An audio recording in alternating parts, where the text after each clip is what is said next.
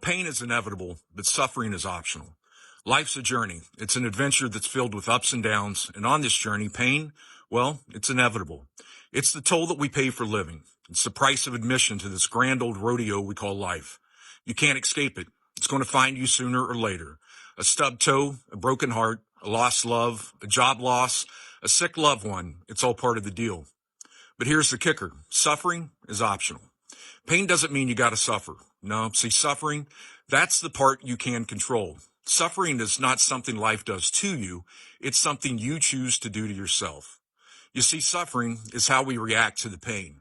It's the story that we tell ourselves about the pain that we're experiencing.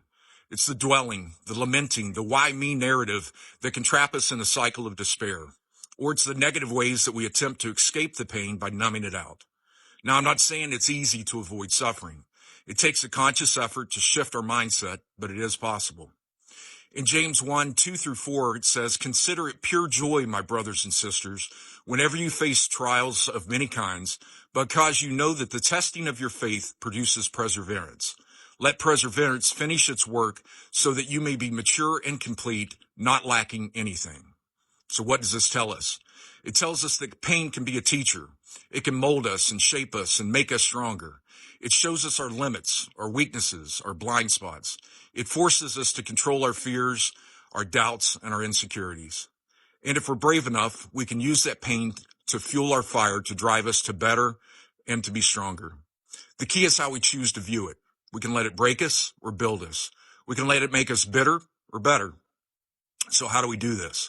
2 Corinthians 10:5 tells us we demolish arguments of every pretense that sets itself up against the knowledge of God, and we take captive every thought to make it obedient to Christ. This means that God gives us the power to control our thoughts and not let them control us. When pain comes, we can choose to focus on our thoughts that bring strength and hope and faith rather than let negativity take root.